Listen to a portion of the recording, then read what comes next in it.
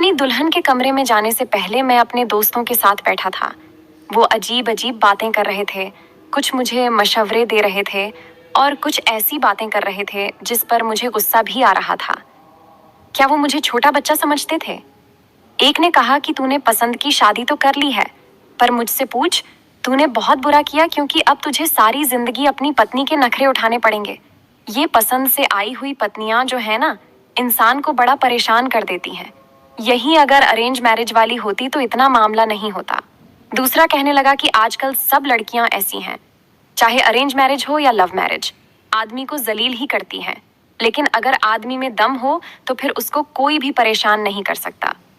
और तूने आज के दिन अपनी पत्नी को यह बात बता देनी है कि तू इंचार्ज है, वह नहीं। तेरी मर्जी चलेगी, उसकी नहीं। हाँ, अगर तेरी 10 बातें मान ले तो चल, तू भी उसकी 2 बातें मान लेना, लेकिन आज के दिन ही उसे ये बात समझानी है। और अब ये कैसे करना है, ये तुझे ही पता होगा। मैंने इतने सारे मशवरे और इतनी सारी बातें सुन ली थीं कि मुझे खुद ही नहीं पता था कि मुझे क्या करना है। लेकिन यह जो सामने का मंजर था, ये कुछ अजीब सा था।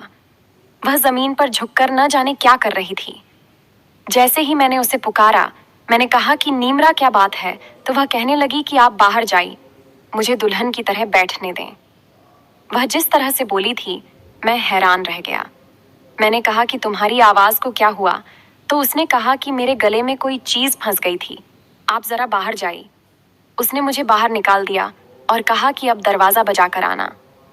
मैं 15-20 मिनट बाहर खड़ा रहा। ये वही लड़की थी जिससे मैंने मोहब्बत की शादी की थी, लेकिन ये मुझे इस लहंगे में कुछ मोटी मोटी सी क्यों लग रही थी? कुछ मोटी नहीं, बहुत ज्यादा मोटी लग रही थी, जबकि यह तो दुबली पतली सी थी और मुझे मोटी लड़कियां अच्छी भी नहीं लगती थीं। लेकिन अभी मैंने जब उसको देखा तो उसका जो वजन मुझे काफी ज्यादा लग रहा था। फिर मैंने सोचा कि शायद यह उसके कपड़ों का वजन होगा, क्योंकि दुल्हन के कपड़े काफी भारी होते हैं। थोड़ी देर के बाद मैं कमरे में आया तो वह घूंघट के साथ बिस्तर पर बैठी थी। अभी भी मुझे मोटी लग रही थी, लेकिन यह बात मेरे दिमाग में क्यों फंस गई थी? मेरी पत्नी थी। मुझे तो पता चल ही जाता कि कौन है कैसी। मैंने जैसे ही उसका घूंघट उठाया, मेरे कदमों के तले से जमीन निकल गई। मैंने कहा कि तुम कौन हो, और उसके बाद मेरी आंख सुबह खुली। मैं अपने कमरे में नहीं बल्कि अस्पताल में था।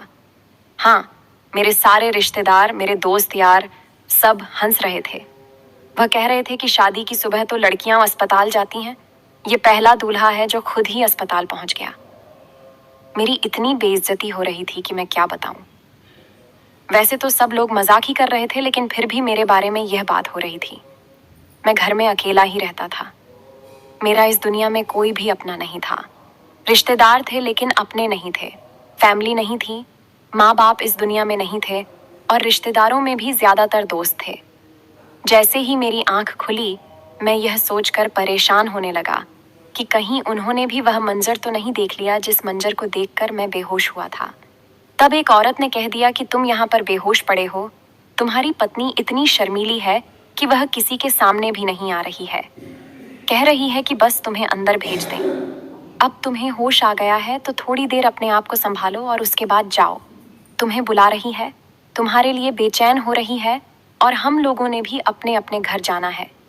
जैसे मैंने बताया, मेरा ज्यादा कोई था नहीं, बस दूर पार के रिश्तेदार थे, कोई चाचा, कोई कजिन। इसलिए मैं रिसेप्शन भी नहीं कर रहा था। मैंने सोचा था कि 15-20 दिन बाद सबको बुलाकर वलीमे की छोटी सी दावत कर दूं। वह जितनी मेरी हैसियत हुई, उतनी वह लोग मुझसे मिल मिला के चले गए। और एक आंटी ने मुझे बताया कि सारा कुछ मैंने बना दिया है, खाना वगैरह भी। अब तुम्हारी दुल्हन ही संभालेगी, क्योंकि वह तो तुम्हारी मोहब्बत से लाई हुई दुल्हन है ना। इसलिए अब उसे पता होना चाहिए कि घर अकेला है। अकेला घर हो तो फायदे तो होते हैं, पर 2-4 नुकसान भी होते हैं। खैर, वह समझ जाएगी। जब वह आंटी जाने लगी तो मैंने कहा कि आपने मेरी दुल्हन को देखा? वह कहने लगी कि हाँ, जब उसके घर गए थे तब देखा था ना, बहुत प्यारी और खूबसूरत लड़की है। क्यों, तुम्हें क्या हो गया? मैंने कहा कि नहीं आंटी, जब विदाई हो रही थी तो आप कहाँ थीं? उसने कहा कि मैं वहीं पे थी। हमने उनको कहा कि विदाई दे दें। उन्होंने लड़की को घूंघट करवाया और कमरे से बाहर निकाला, और उसके बाद गाड़ी में बिठा दिया। और तुम्हें तो पता है, सब कुछ ज्यादा धूमधाम से नहीं हुआ। सादगी से ही हुआ है। इसीलिए रुखसती के वक्त कोई रस्म भी नहीं हुई, बस सीधे आकर गाड़ी में बिठा दिया था। मैंने कहा कि हाँ, यह तो मुझे याद है, लेकिन उन्होंने मेरी तरफ देखा और कहा कि बेटा, परेशान लग रहे हो। कोई बात है तो मुझे बताओ। तुम्हारी माँ मेरी बहुत अच्छी दोस्त थी। अगर कोई परेशानी हुई तो मुझे फ़ोन करना। वह ज़्यादा दूर भी नहीं रहती थी। उनका नाम आंटी नज़मा था और मुझे लग रहा था कि मुझे वाकई मदद की ज़रूरत पड़ेगी। मैंने कहा कि जी, अगर मुझे कोई मदद की ज़रूरत हुई तो मैं आप ही को फ़ोन करूँगा। वह भी कहकर चली गईं कि कोई परेशानी नहीं है। लेकिन परेशानी तो कमरे में बैठा था, क्योंकि जैसे ही मैंने अपनी पत्नी का घूंघट उठाया, वहाँ पर मेरी पत्नी थी ही नहीं। अब मैं यह सोचकर परेशान था कि मेरी पत्नी कहाँ थी, कमरे में कौन था। मैं अच्छी तरह से जानता था कि वह नीमरा नहीं थी। इसीलिए मैंने अपना फ़ोन निकाला और जल्दी जल्दी उसका नंबर मिलाने लगा। जैसे ही मैंने उसका नंबर मिलाया, घंटी तो जा रही थी, लेकिन वह फ़ोन नहीं उठा रही थी। मैंने उसको मैसेज करने शुरू कर दिए कि कौन है वो जिसको तुमने अपनी जगह पर बिठा दिया है। कहाँ हो तुम, किधर हो? बताओ मुझे, मैं परेशान हो रहा हूँ, मैं पागल हो जाऊँगा। मुझे कुछ तो बताओ, कुछ तो करो। लेकिन वह जवाब नहीं दे रही थी। पहले तो मैसेज जा रहे थे, पर वह देख नहीं रही थी। अब तो मैसेज भी नहीं जा रहे थे, मतलब कि वह ऑफलाइन हो गई थी। वह भी मेरी तरह ही थी। उसकी फैमिली में भी उसकी एक माँ ही थी और कुछ इधर उधर के रिश्तेदार थे, ज़्यादा अपने लोग नहीं थे। इसीलिए तो हम दोनों ने अपनी मर्जी से शादी कर ली, वरना ये समाज हमारे बीच में आके खड़ा हो जाता। लेकिन वह थी काफ़ी अमीर। वह अपने बाप की दूसरी पत्नी की औलाद थी और उसका बाप एक रईस और अमीर आदमी था। लेकिन मुझे उसकी दौलत से कोई मतलब नहीं था, क्योंकि मेरे बाप ने भी मेरे लिए घर छोड़ा था और मैं भी पढ़ा लिखा था। और इन्हीं दिनों मेरी बहुत अच्छी नौकरी भी लगी थी। बस सोच रहा था कि अपनी मर्जी की पत्नी ले आऊंगा और साथ मिलके रहेंगे, मोहब्बत होगी, खुशियां होंगी। लेकिन ये क्या, शादी के वक्त मेरी पत्नी ही गायब हो गई। मेरे दोस्त का मुझे फ़ोन आया। यह मेरा दोस्त बाकियों से ज़्यादा अलग था। उसने कहा कि तेरे साथ पता नहीं क्या हुआ। मुझे जब कमरे से निकाला तो पसीने से शराबोर हो रहा था, जबकि तेरे कमरे में तो ऐसी लगा हुआ था। लगता है तेरे कमरे का ऐसी बंद हो गया था। अब देख, बाकी सब तो मजाक करके इधर उधर की हाँक के चले गए, लेकिन तू मुझे बता कि तेरे साथ हुआ क्या था। तू कमरे से बेहोश होकर क्यों निकला? तूने तो हम सब दोस्तों की नाक कटवा दी। ऐसा तो कभी किसी के साथ नहीं हुआ। हाँ, ऐसा होता है कि कुछ लोग घबरा जाते हैं, उनकी नब्ज़ें बैठ जाती हैं, लेकिन ये सब कुछ कमरे के अंदर ही होता है। तूने तो ये साबित कर दिया कि तू पता नहीं अब मेरे मुंह से कुछ निकलेगा। मैं वह लफ्ज़ नहीं बोलना चाहता, लेकिन क्या हो गया था तुझे? तेरी तो पसंद की शादी थी ना? तूने क्या उनको पहली दफ़ा देखा था जो तू इतना ज़्यादा कंफ्यूज हो गया? मैं अब इसको क्या बताता? मैंने सोचा कि जब तक मुझे खुद पता नहीं चलता कि मामलात क्या हैं, मैं किसी को क्या बता सकता हूँ। इसलिए मैंने उससे कहा कि अभी मैं बिजी हूँ। मैं कमरे में गया तो वह सामने बैठी थी। ये शुक्र था कि वह सबके सामने नहीं आई थी, वरना यह भांडा भी फूट जाता कि मेरी 20 साल की जवान दुल्हन की जगह एक 50 साल की खाला बूढ़ी औरत यहाँ इस कमरे में आकर बैठी थी और मेरी पत्नी बनी बैठी थी। और तो और, उसने लहंगा भी पहना हुआ था। मुझे तो उसको देखकर ही अजीब सा लग रहा था। मैंने कहा कि कौन हैं आप और यहाँ पे क्या कर रही हैं? निम्रा कहाँ है? उसने कहा कि मैं ही हूँ तुम्हारी पत्नी। तुम्हारी शादी तो मुझसे हुई है। मैंने कहा कि यह किस किस्म की बात है? मेरी शादी निम्रा से हुई है और हमारी शादी कोई अरेंज मैरिज नहीं बल्कि मोहब्बत की शादी हुई है। हमें पता है कि हम लोगों ने एक दूसरे से शादी की है। आपको हवा में तीर चलाते हुए शर्म नहीं आती? मैं आपसे इज्जत से बात कर रहा हूँ, आपकी उम्र का लिहाज कर रहा हूँ। मुझे बता दें कि निम्रा कहाँ है, क्योंकि अब उसका फ़ोन भी बंद हो गया, आउट ऑफ रीच जा रहा है। कोई बहुत बड़ी गेम हो रही है। मेरे साथ इतना बड़ा धोखा वह कैसे कर सकती है? मैंने उसका क्या बिगाड़ा था? हम लोगों ने तो 1 साल के बाद शादी करने का फैसला किया था। 1 साल तक हम लोग अपनी शादी की और आने वाली जिंदगी के प्लान बनाते रहे थे, और अब बीच में ये कहाँ से आ गई? उसने कहा कि देखो, मेरा नाम ममता है। मैंने कहा, मुझे आपके नाम पते से कोई लेना देना नहीं है। मुझे यह बताएं कि मेरी पत्नी निम्रा कहाँ है जिसके साथ मेरा शादी हुआ है। उसने गहरी सांस ली और कहा, तुम्हारा शादी भी मेरे साथ हुआ है और मैं ही तुम्हारी पत्नी हूँ। अब तुम जानो और तुम्हारी जिंदगी जाने। बार बार मुझसे एक ही सवाल करोगे तो इसका जवाब बदल नहीं जाएगा। इतना कहकर वह कमरे को साफ करने लगी और मैं हैरान रह गया। अब मैं क्या करता? इसका हाथ पकड़ के इसे बाहर निकाल देता, लोगों को बताता कि ये देखो मेरे साथ क्या हो गया। मैं सिर्फ इसी से पूछ सकता था या निमरा से पूछ सकता था। निमरा का नंबर बंद हो गया था और यह औरत मुझे सीधे मुंह कोई बात नहीं बता रही थी। मैं घर से ही बाहर निकल गया। अब इतनी बड़ी बात मैं अपने दिल में कब तक रख सकता था? लेकिन यह बात सबको बताने वाली नहीं थी। मेरे दोस्तों के फ़ोन आने लगे। उन्होंने कहा कि अगर तू ठीक है तो हम तेरी और भाभी की दावत करना चाहते हैं। मैंने कहा कि नहीं, अभी मेरी तबीयत ठीक नहीं है और वह भी थोड़ी बीमार हो गई है। हम दावत में नहीं आ सकते। सबने कहा कि दावत तो अगले दिन ही होनी थी ना, तूने रिसेप्शन भी नहीं किया। हम करवा देते हैं तेरा रिसेप्शन, तो आजा दावत करते हैं। लेकिन मैंने उनको बड़ी मुश्किल से टाल दिया। मैंने कहा कि नहीं, 1 हफ्ते बाद प्लान बनाएंगे, जबकि मुझे पता था कि अगर 1 हफ्ते में ये मामला हल नहीं हुआ तो मैं 1 हफ्ते बाद भी नहीं जा पाऊंगा। क्या हो रहा था मेरे साथ? ये हो क्या गया था? निम्मरा कहाँ थी? कहाँ चली गई थी? अचानक से कैसे गायब हो गई?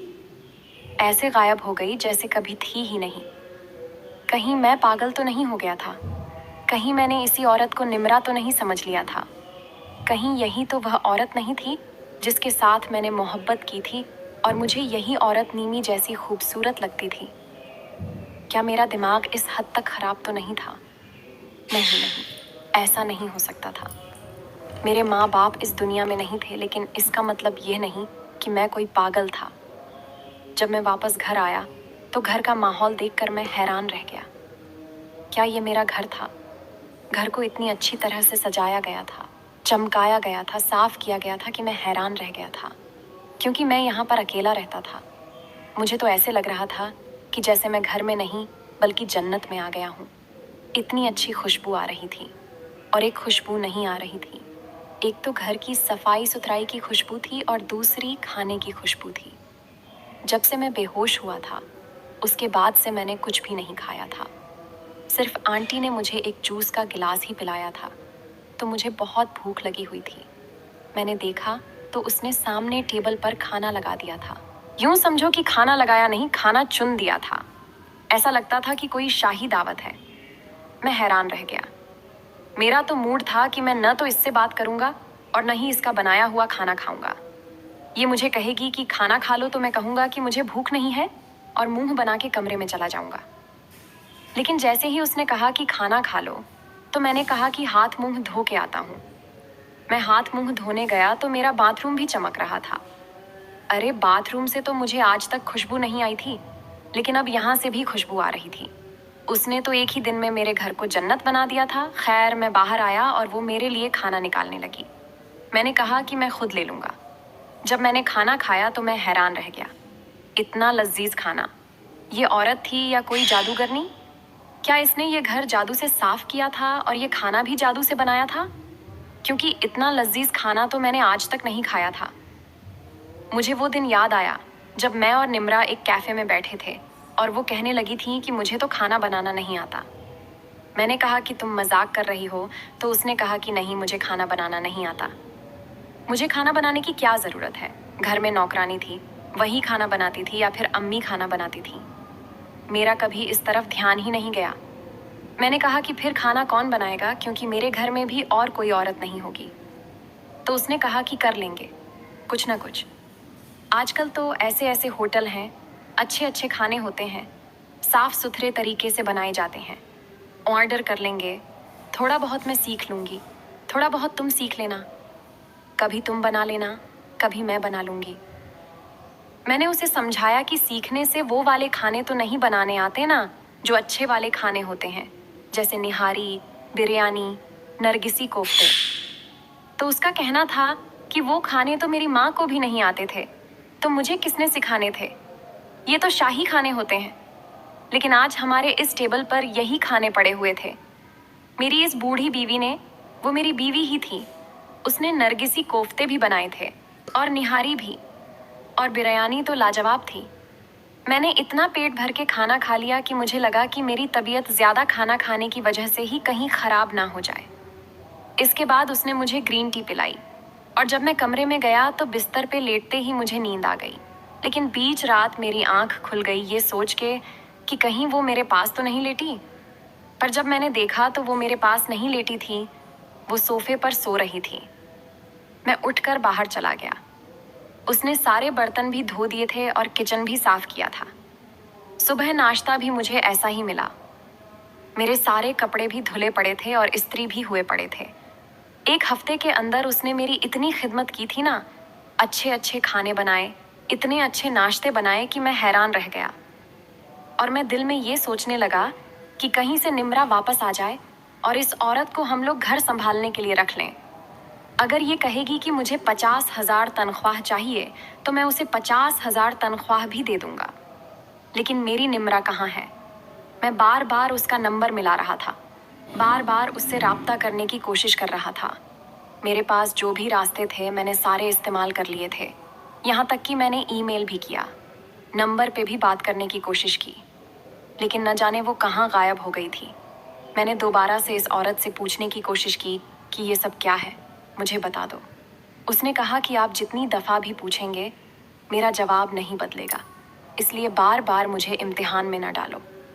एक बात थी कि वो बीवियों की तरह घर भी साफ कर रही थी, खाने भी बना रही थी, मेरे कपड़े भी सेट कर रही थी, लेकिन इससे ज़्यादा कुछ नहीं चाह रही थी। वो अपना हक नहीं मांग रही थी मुझसे, ना ही मेरे पास आ रही थी, न मुझसे कोई ऐसी वैसी बात कर रही थी। एक हफ्ता कैसे गुजर गया पता ही न चला। मेरे दोस्तों ने फिर से दावत का शोर डाल दिया। मैंने कहा कि नहीं आ सकता, तो वो ही अचानक से मेरे घर आ गए। उन्होंने धावा बोल दिया। अब वो सारे एक साथ में बैठे थे और कह रहे थे कि भाभी से कहो कि कोई अच्छी सी चीज़ बना दे, हम तो साथ सामान भी लेकर आए हैं। मैंने दिल में सोचा कि खाना तो बन जाएगा, लेकिन भाभी की शक्ल उनको कैसे दिखाऊंगा। खैर, मैंने इस औरत से कहा कि 8 लोगों के लिए खाना बनाना है। सामान वो लोग लेके आए हैं, उसने कहा कि 1 घंटे में बन जाएगा। मैं हैरान रह गया। मैंने कहा कि 1 घंटे में 8 लोगों का खाना बन जाएगा, कैसे? तो कहने लगी कि हाँ, बन जाएगा। मैंने कहा कि आप बिरयानी बना लो, बाकी सामान मैं बाहर से लाता हूँ। तो उसने कहा कि नहीं, मैं बिरयानी भी बना लूँगी, खीर भी बना लूँगी, और मीठे में कुछ और आपको खाना हो तो वो भी बना लूँगी, क्योंकि उसे पता चल गया था कि मुझे मीठा बहुत पसंद है। उसने कहा मैं सालन भी बना लूँगी, और मैं तो हैरान रह गया। उसने जाकर डाइनिंग टेबल सजा दिया और मैंने उससे कहा कि आप सामने नहीं आना। उसने हाँ में सर हिलाया। वो एक बात अच्छी थी कि वो सीधी बात का सीधा जवाब देती थी, ना तो कोई सवाल करती थी, ना ही कोई बात जो मैं उससे कहता था वो कर देती थी। मेरे दोस्तों ने कहा कि भाभी कहाँ है? तो मैंने कहा कि यार, अचानक से उसकी तबीयत खराब हो गई, खाना बना के बेचारी को चक्कर आ गया, अपने कमरे में सो रही है। तुम लोग खाना खाओ ना। इन लोगों को मेरी ये बात अच्छी नहीं लगी। उन्होंने कहा कि ये क्या बात हुई, हम तो भाभी से मिलने आए थे। लेकिन जब उन्होंने खाना खाया तो वो खाने की तरफ ही लग गए। ऐसे उन्होंने खाया कि हैरान रह गए। कहते हैं ये कैसी बीवी मिली है तुझे यार, लानत भेजो बाजार के सारे होटलों पे, इतना अच्छा खाना कैसे बना लेती है तेरी बीवी, तेरी तो लॉटरी लग गई। वो कहते हैं ना कि शादी हमेशा अच्छा खाना बनाने वाली से करनी चाहिए, क्योंकि शादी के बाद प्यार तो खत्म हो सकता है लेकिन भूख खत्म नहीं हो सकता। तो तू पार हो गया मेरे यार। जो भी मेरे घर आता था आजकल मेरे कपड़ों को देखता था, मेरे ऑफिस में ले जाए हुए खाने को छक लेता था। वो हैरान रह जाता था और कहता था कि तुझे तो दुनिया पे ही जन्नत मिल गई है। मैंने कहीं पे ये लिखा हुआ पढ़ा कि मर्द को इस बात से फ़र्क नहीं पड़ता कि उसके घर को घर बनाने वाली और उसे सुकून देने वाली कैसी दिखती है, उसे सिर्फ सुकून से फ़र्क पड़ता है। और सुकून तो मुझे मिल रहा था। 7 महीने होने वाले थे। 2 हफ्तों से मैंने निमरा के बारे में सोचा भी नहीं था। जब एक दिन वो अचानक वापस आ गई, मैं घर आया तो वो घर में बैठी थी, रो रही थी, कह रही थी कि मेरे साथ बहुत बुरा हुआ। मैं कैसी हालत में थी वो मैं बता नहीं सकती, लेकिन उसको देखकर ऐसा नहीं लग रहा था। मैं भी उसको देखकर हैरान हुआ। उसने कहा कि अब मैं वापस आ गई हूँ। मजबूरी थी, मुझे कुछ लोगों ने अगवा कर लिया था और मुझे अपनी जगह उस औरत को बिठाना पड़ा ताकि इज्जत खराब ना हो।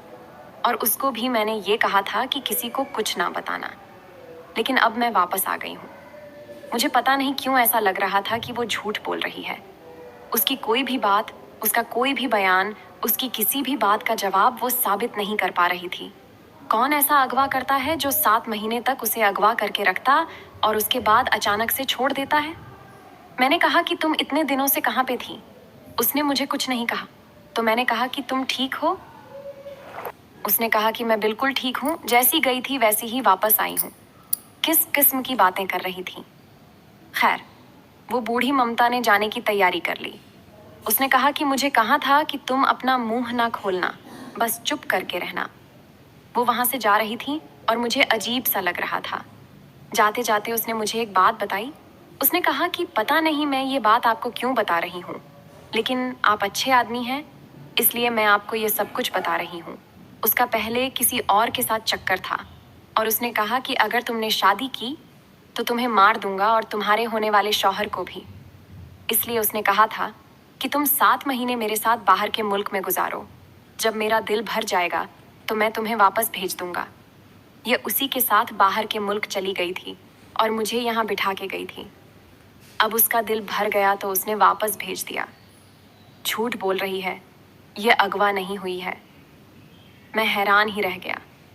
इसका मतलब कि निम्रा ने मेरे साथ बहुत बड़ा धोखा किया था। शादी तो मेरी निम्रा के साथ ही हुई थी और वह उस लड़के के साथ 7 महीने हनीमून मना के वापस आ रही थी और अब कह रही थी कि मैं वापस आ गई हूँ। उसने अगले दिन से ही घर को इस तरह से हैंडल करना शुरू कर दिया जैसे यह उसका घर है। लेकिन उसने घर का वह हाल किया कि मैं हैरान रह गया। सारा घर गंदा पड़ा था, खाना उसे बनाना नहीं आता। 2-3 दिन ही मैं उसे बर्दाश्त कर पाया। उसके बाद मैंने उसे कह दिया कि मुझे सब पता चल गया है। वह कहने लगी कि झूठ है, वह बुढ़िया तुम्हारे दिमाग के साथ खेल रही है। मैंने कहा कि फिर तुम ही बताओ कि 7 महीने तक कौन किसको अगवा करके रखता है, और फिर तुम कहती हो कि मैं बिल्कुल ठीक हूँ। फिर उन्होंने तुम्हें अगवा ही क्यों किया था जब उनको तुमसे कुछ चाहिए ही नहीं था? पहले तो वह इनकार करती रही, लेकिन फिर मान गई और उसने कहा कि तुम्हें आजकल कोई भी लड़की ऐसी नहीं मिलेगी जिसका कोई पास्ट ना हो। मेरा भी पास्ट था, लेकिन मैं उस पास्ट को निपटा के आई हूँ और ऐसे नहीं आई हूँ। मेरे पास बहुत सारे पैसे हैं। उसने मेरे अकाउंट में बहुत सारे पैसे डाले हैं। यूं समझो कि हम फिर से पूरी दुनिया की सैर करने जा सकते हैं और अब मैं तुम्हारी हूँ। मैंने कहा कि हाँ, मुझे शायद कोई ऐसी लड़की ना मिले जिसका कोई अतीत ना हो, लेकिन मेरा कोई अतीत नहीं है। मर्द होकर मेरा किरदार साफ है तो फिर मैं तुम्हें कैसे कबूल कर सकता हूँ? उसने कहा, फिर तुम क्या करोगे? उस ममता से शादी करोगे? मैं खामोश हो गया। जैसे औरत की खामोशी कभी कभी हाँ होती है, ऐसे ही मर्द की खामोशी भी हाँ हो सकती है। मैंने निमरा से जान छुड़वा ली और उससे अपने रास्ते अलग कर लिए। लेकिन अभी मुझे यह नहीं पता कि मैं ममता से शादी करूं या नहीं, क्योंकि वह घर को संभालने में बहुत अच्छी है। लेकिन एक औरत को हम सिर्फ घर संभालने के लिए तो नहीं लाते।